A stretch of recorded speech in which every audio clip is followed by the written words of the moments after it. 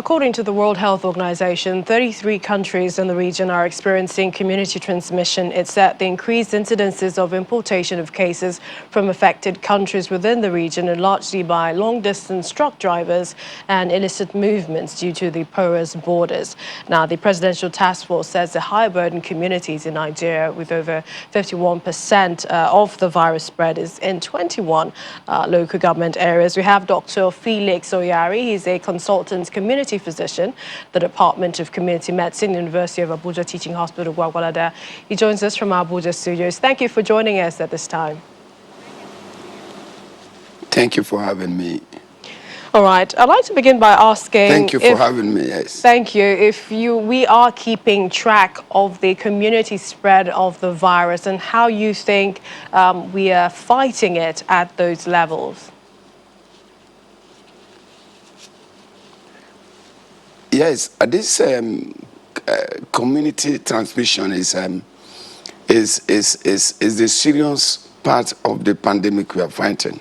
I want to remark that in containing communicable diseases, there are 3 points of a triangle called the epidemiological triangle. There is the reservoir of infection, that is where the infective organisms are. And there is the route of transmission, how it gets to the susceptible host. And there is the susceptible host that need to be protected. Now, what our emphasis is now is how to disrupt the transmission from person to person through droplets and so on. And it's at a community level. We are going on well, but you know, there's a lot of denial. People at the community level do not believe, and there are so many factors responsible for this, and we shall discuss it later. People don't really believe, many people don't believe in COVID. Many people don't believe it is real, and so there's a lot of denial. And we need to do a lot more work in persuading or convincing the people that COVID is real. And that is the more important thing we need to do at the community level. Otherwise, we cannot succeed much. So you're saying that some Nigerians are trivializing the issue of COVID-19. What are some of the measures that you think, or rather, let's start with what it is you're hearing, that they do not believe it exists or they do not believe that they can get it? What are some of the responses you've been getting at the community level? The responses we are getting, people believe that once anybody dies, it is labeled COVID. And they have known people that were sick. They've been sick before this period of COVID. But when those people became more sick or they die, people, they are labeled as victims of COVID-19.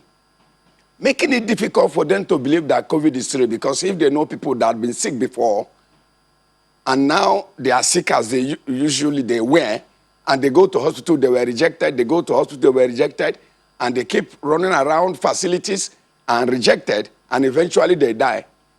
And it is said they are killed it is because of COVID. Then it gives a lot of doubt in them to believe that actually there's COVID. They believe that we are using COVID to make money. That's the belief. Again, is that they believe that that people have had catarrh, people have had cough, people have breathlessness from other causes. What is special about this one, that once somebody has cough or has fever or has breathlessness, either from congestive heart disease, from so many other things, from obstructive airway disease like asthma, then the person is stigmatized. Hospitals reject the people and they eventually die.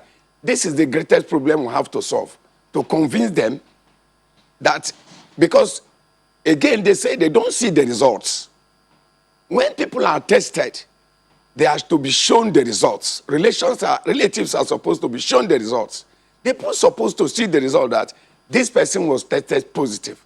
But once the result is not there, I have seen people ask me, tell us who you say, who are the people, when they say in community A, 3 people were tested positive, Who are those 3 people? Name them. We want to know them.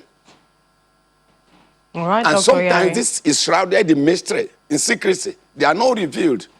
But I know there are medical reasons why secrecy should be kept and privacy So it's a lot of should be kept perhaps also as a doctor. But Dr. Oyari, it's a lot of work, a lot more work for the agencies yes. responsible in this enlightenment. But we'd like to thank you. Thank you so much for joining us. Dr. Felix Oyari, a consultant community physician, Department of Community Medicine, University of Abuja Teaching Hospital. Thank you for joining us.